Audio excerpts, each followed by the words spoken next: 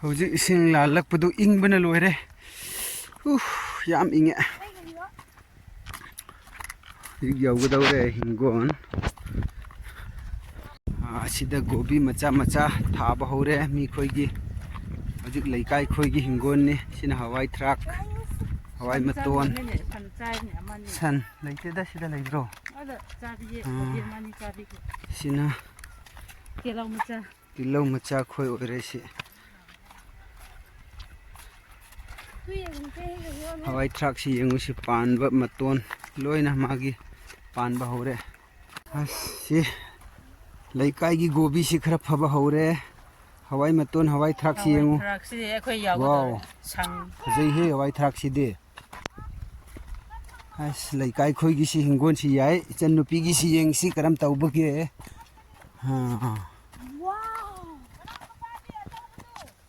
ꯑꯣ ꯍꯋꯥꯏ ꯈꯣꯏꯁꯤ ꯆꯥꯎꯔꯝꯈ꯭ꯔꯦꯅꯦ ꯁꯤ ꯌꯦꯡꯉꯨꯁꯤ ꯍꯋꯥꯏ ꯊꯔꯥꯛꯁꯤ ꯏꯆꯟ ꯅꯨꯄꯤꯒꯤꯅꯤ ꯁꯤ ꯏꯆꯟ ꯅꯨꯄꯤꯒꯤꯗꯤ ꯂꯩ ꯁꯥꯠꯂꯝꯈ꯭ꯔꯦ ꯌꯦꯡꯉꯨꯁꯤ ꯍꯋꯥꯏ ꯊꯔꯥꯛ ꯂꯩ ꯁꯥꯠꯄ ꯍꯧꯔꯦ ꯑꯗꯨꯒ ꯍꯋꯥꯏ ꯈꯣꯏꯁꯤ ꯌꯦꯡꯉꯨꯁꯤ ꯐꯖꯔꯝꯃꯦ ꯐꯖꯅ ꯁꯤꯅ ꯍꯋꯥꯏ ꯃꯨꯕꯤꯀꯣ ꯍꯋꯥꯏ ꯃꯨꯕꯤ ꯐꯖꯔꯝꯃꯦ ꯑꯗꯨꯒ ꯀꯣꯔꯤꯌꯟꯒꯤ ꯍꯪꯒꯥꯝꯁꯤ ꯌꯦꯡꯉꯨꯁꯤ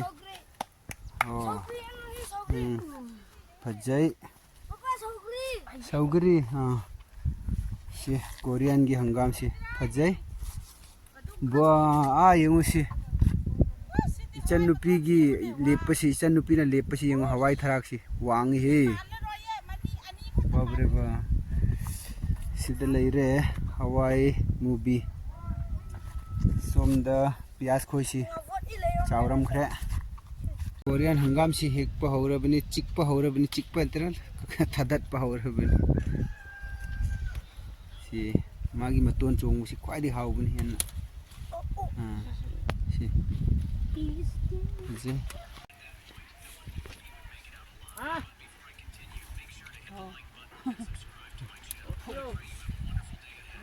ꯑꯁ ꯈꯨꯅꯨ ꯈꯣꯡꯉꯦꯍꯦ ꯈꯨꯅꯨꯁꯤ ꯊꯣꯛꯄ ꯍꯧꯔꯕꯅꯤ ꯃꯇꯣꯟ ꯆꯤꯛꯊꯠꯄ ꯑꯩꯁꯨ ꯃꯆꯤꯠ ꯊꯠꯀꯦ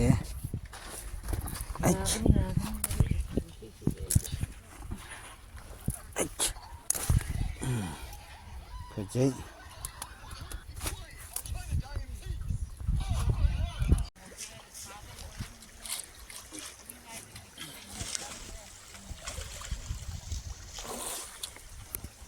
ꯏꯁꯤꯡꯗꯤ ꯅꯨꯡꯉꯥꯏꯍꯦ ꯁꯤꯗꯤ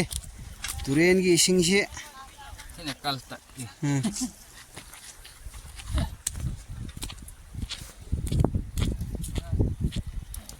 ꯑꯩ ꯏꯁꯤꯡ ꯂꯧꯈꯤꯒꯦ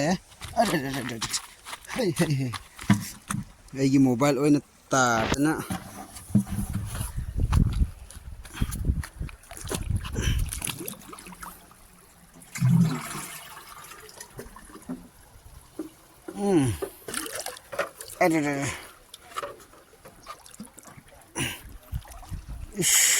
ꯎꯁꯤꯗꯤ ꯀꯥꯕ ꯋꯥꯗꯧꯔꯤ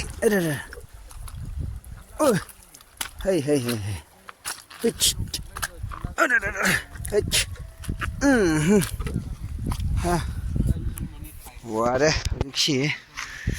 ꯑꯩꯅ ꯄꯨꯈꯤꯒꯦ ꯏꯁꯤꯡ ꯆꯥꯏꯒꯗꯧꯔꯤꯁꯤ ꯀꯗꯥꯏꯗꯅꯣ ꯀꯗꯥꯏꯗꯅꯣ ꯑꯩꯈꯣꯏꯅ ꯏꯁꯤꯡ ꯆꯥꯏꯗꯧꯔꯤꯁꯤ ꯑꯩ ꯂꯥꯛꯀꯦ ꯁꯤꯗ ꯆꯥꯏꯒꯦꯔꯥ ꯁꯤꯗ ꯆꯥꯏꯔꯛꯈ꯭ꯔꯣ ꯍꯧꯖꯤꯛ ꯏꯁꯤꯡ ꯆꯥꯏꯕ ꯍꯧꯔꯒꯦ ꯑꯩꯈꯣꯏꯁꯤ ꯏꯆꯟ ꯅꯨꯄꯥꯅ ꯏꯁꯤꯡ ꯆꯥꯏꯔꯤ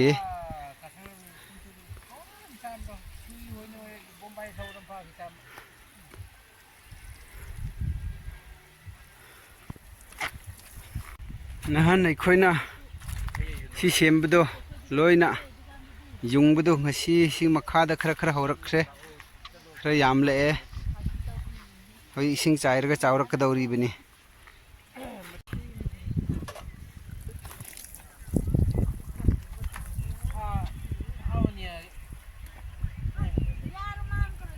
ꯁꯤꯗ ꯍꯋꯥꯏ ꯄꯥꯜꯂꯝꯈ꯭ꯔꯦ ꯈꯔꯗꯤ ꯆꯥꯎꯔꯦ ꯔꯥꯁꯃꯥꯁꯤ ꯁꯤ ꯌꯥꯝ ꯂꯩꯔꯤ ꯁꯤ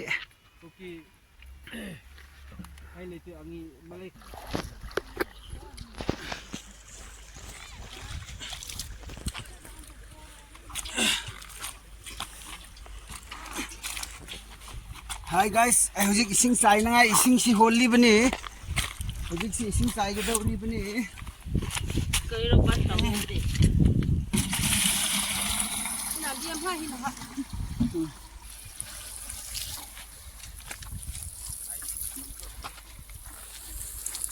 ani photom gan ban drase le ala kana mata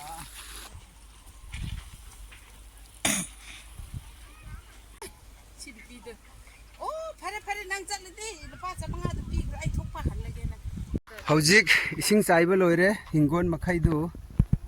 wai he ising chaiba siso hojik khoi cha hallani hojik chanangai khara hekpani Korean hangam aduga pathigom khitang maroi mana khitang yeng hasi anna heklaga laibini si pullaga kara Sina telaw macha sina chana mana ga bias mana Padikom ni ko chana mana ga bias mana aduga sina hangam mapun laire aduga sina hangam ga Korean gi hangam laire animak hojik loina ising chaira bani si makhai si chaudi chawe mafam si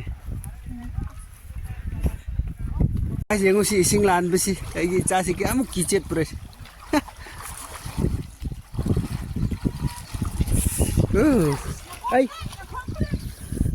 ai gi ising shu ai gi chura chik lore ising du ai hiba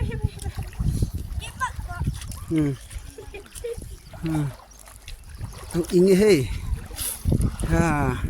inge ising lan basi inge du loire ha amuk hallage hojik ngasigi vlog te si phawbo loisin jarage subscribe tawbiu like tawbiu bye bye